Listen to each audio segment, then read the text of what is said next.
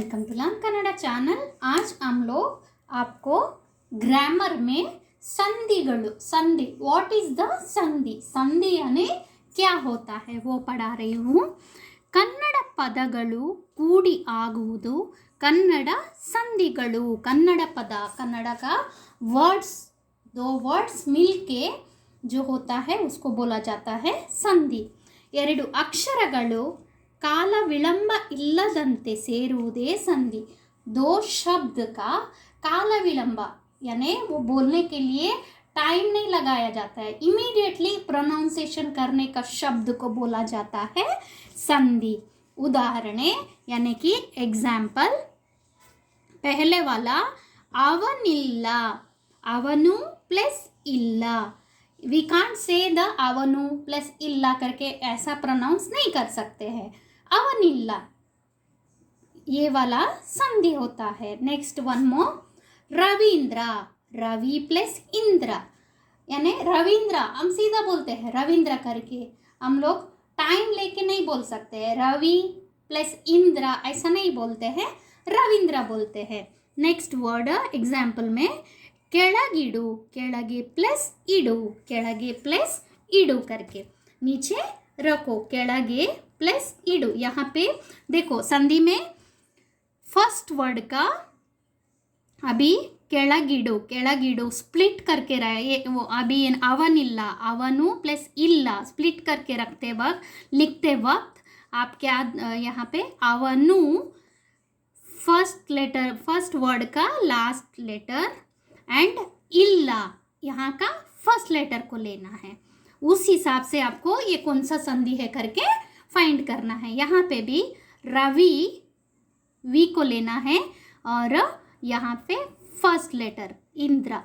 ಕೆಳಗೆ गे को लेना है, फर्स्ट लेटर ई को लेना है। ಕೆಳಗೆ यानी ये क टू ल और स्वराक्षर व्यंजनाक्षर दोनों मिलता है तो अपना संधि होता है।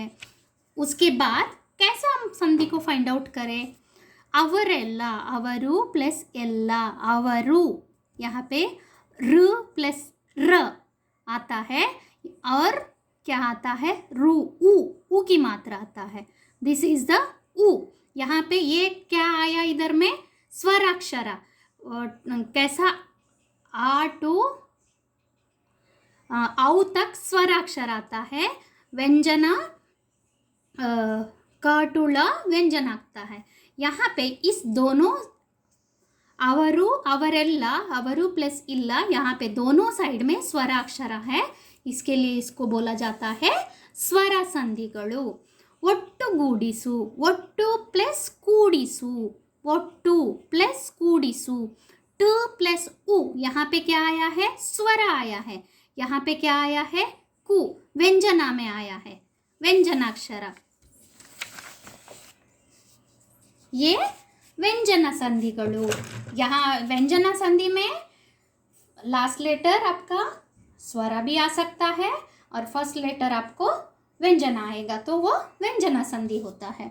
नेक्स्ट ಸಂಧಿಯಲ್ಲಿ ಎರಡು ವಿಧ। संधि में दो टाइप है। ಎರಡು ಪದಗಳು ಕನ್ನಡ ಪದವಾಗಿದ್ದರೆ ಕನ್ನಡ ಸಂಧಿ ಆಗುತ್ತದೆ। दोनों वर्ड्स जो है वो कन्नड़ में रहा तो वो कन्नड़ वर्ड हो जा कन्नड़ संधि होता है। ಸಂಸ್ಕೃತ ಸಂಧಿಗಳು, ಸಂಸ್ಕೃತ ಸಂಧಿಗಳು ಎರಡು ಪದಗಳು दोनों वर्ड्स ಸಂಸ್ಕೃತ ಪದವಾಗಿದ್ದರೆ संस्कृत का वर्ड रहा तो ಅದನ್ನು ಸಂಸ್ಕೃತ ಸಂಧಿ ಎನ್ನುತ್ತೇವೆ, उसको हम लोग बोलते हैं कि ಸಂಸ್ಕೃತ ಸಂಧಿ। ನೆಕ್ಸ್ಟ್ ಸಂಧಿಯಲ್ಲಿ ಎರಡು ವಿಧಗಳು। अगेन देखो संधि में देयर आर टू टाइप्स। ಸ್ವರ ಸಂಧಿಗಳು, ಸ್ವರ ಸಂಧಿ, ಸ್ವರ ಸಂಧಿ यानी कि अ इ ई अ आ इ ई उ ऊ रू ए ऐ ओ औ यहाँ तक स्वर संधि। ये सारे वर्ड जब आप वर्ड में आता है, एक सेंटेंस में आता है तो वो स्वर संधि। व्यंजन संधिಗಳು क से लेकर ल तक जो भी आता है देर आर व्यंजन संधिಗಳು। स्वर संधि, स्वर संधि में अभी स्वर संधि में कौन सा है मातिल्ला, मातु प्लस इल्ला, मातु। यहाँ पे क्या आता है? तू, ऊ की मात्र इधर में आया ऊ, दिस आल्सो स्वर संधि, ये भी स्वरा है, प्लस इल्ला, ई also swara, so this is swara sandhi, ये होता है स्वर संधि। नाउ इट इज व्यंजन संधिಗಳು व्यंजनाक्षर में चली प्लस काला, चली प्लस काला, यहाँ पे ल प्लस ए, ये इधर में आया स्वरा, ओके। देखो यहाँ पे काला क आया, again it is swara, sorry vyanjana, vyanjana आया, vyanjana, so this is the vyanjana sandhi. ಸ್ವರ ಮತ್ತು ವ್ಯಂಜನ ಎರಡೂ ಬಂದಾಗ ವ್ಯಂಜನ ಸಂಧಿ ಎನ್ನುತ್ತೇವೆ। ಸ್ವರ संधि यानी कि स्वर संधि, यानी कि स्वराक्षर जहाँ आता है उसको स्वर संधि बोला जाता है।